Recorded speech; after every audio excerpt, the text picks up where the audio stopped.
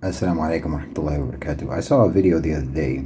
I don't remember which platform it was on, but it was some sheikh, a well-known da'i, and he was lecturing people and saying, imagine if you were to go to Jannah and you meet some of the Sahaba and you don't know them, like say Salama ibn al-Aqwa.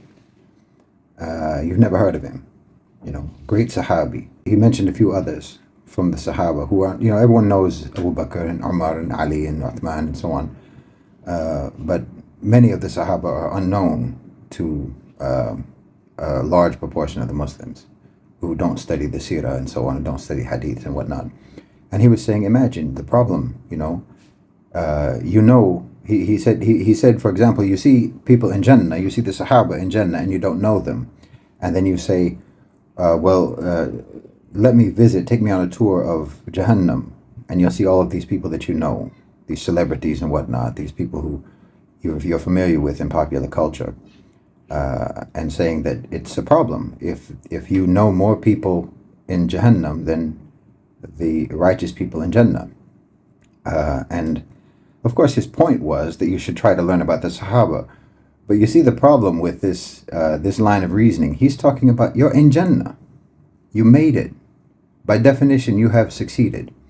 And apparently you were able to get to Jannah without knowing all of these details in the Seerah. You were apparently able to get to Jannah without knowing who is Salama ibn al-Aqwa and the other Sahaba.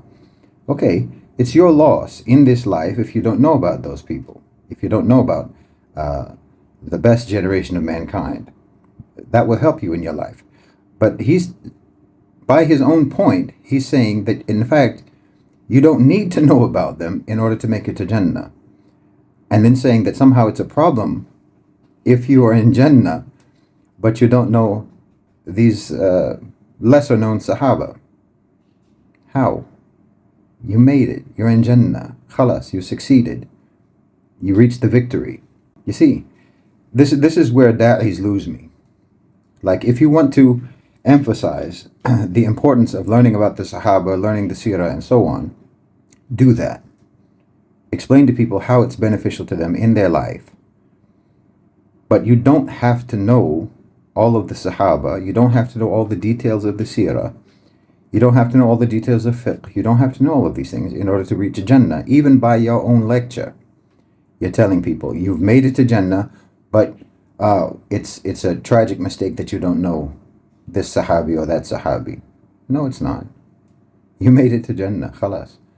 As long as you're doing what you need to do in order to get to Jannah, you have succeeded and you have fulfilled your duty as a Muslim. So yes, okay, emphasize the importance of learning the Seerah, emphasize the usefulness and the benefit that you can get from learning the Seerah and learning about the Sahaba and learning the Hadiths and learning fiqh and so on and so on and so on. But acknowledge that there is a base level of iman, there's a base level of knowledge, of ilm, that you need to have that can facilitate your entry into Jannah. And it doesn't include the minutiae of Islam. Knowing the minutiae of Islam can benefit you and be useful for you in this life. And it can, inshallah, improve your rank in Jannah, depending on what you do with that knowledge and with that information, if you use it properly, because you can certainly have knowledge and not be righteous. But don't tell people and don't indicate to people or don't imply to people that they can be in Jannah and still have a problem, that they're still not good enough. They're still not Muslim enough after they've already been admitted into Jannah. This is where you all lose me.